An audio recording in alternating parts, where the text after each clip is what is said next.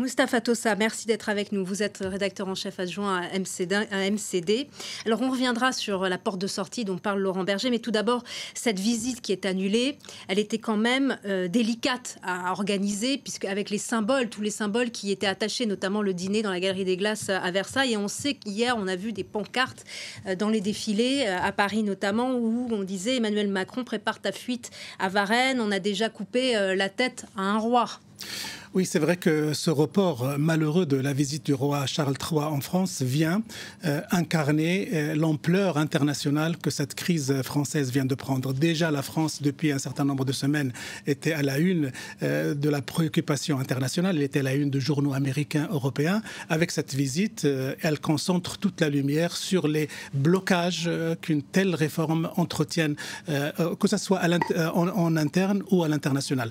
Et d'autant plus que le rapport avec Charles III et la rencontre avec Charles III était très importante parce que la France était en train de travailler à remanifier, entre guillemets, sa relation avec la Grande-Bretagne. Il y a eu le sommet avec Richie Sunak et Emmanuel Macron et on s'attendait à cette visite pour que le roi Charles III vienne, prononce un discours devant l'Assemblée nationale et parle au peuple français de cette réconciliation franco-britannique post-Brexit. Donc c'est vraiment une perte symbolique pour Emmanuel Macron et un coup dur pour Emmanuel Macron parce que ce que ça souligne, ces événements soulignent qu'on ne peut pas être affaibli en interne et avoir une crédibilité et une influence crédible à l'international. Il voulait tourner la page finalement, elle n'est pas encore tournée.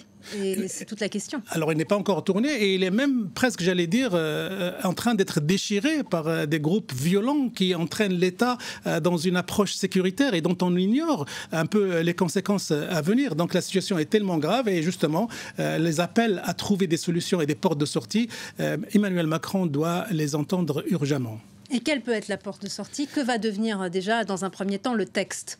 Alors le texte doit être validé par le Conseil constitutionnel et beaucoup de voix sages appellent le Conseil constitutionnel à offrir une sorte de porte de sortie par le haut à Emmanuel Macron en sanctionnant quelques articles et en vidant un petit peu cette loi de ces articles qui suscitent le plus de polémiques. Il y a aussi d'autres sorties, à savoir que Emmanuel Macron décide, en voyant un petit peu l'opposition dure et déterminée de la rue et des syndicats, l'opposition ferme et dans la durée des partis politiques au sein du Parlement, de dire qu'on ne peut pas continuer comme ça et qu'il faut, d'une manière ou d'une autre, revoir le texte et le reproposer au vote prochainement. Donc il y a beaucoup de portes de sortie, mais est-ce qu'Emmanuel Macron va suivre une de ces pistes? Quand on a écouté ce qu'il a dit dans sa dernière interview, on n'a pas l'impression qu'il était prêt à un compromis de cette nature qui donnerait l'idée qu'il a cédé devant la rue et devant l'opposition politique. Oui, il reste droit dans ses bottes, mais avec l'annulation de cette visite, il est un peu moins droit. C'est quand même un recul quelque part. Il est moins droit, et surtout que les voix maintenant, les plus sages, les plus modérées, sont en train de lui envoyer et de lui adresser des messages, à savoir qu'on ne peut pas continuer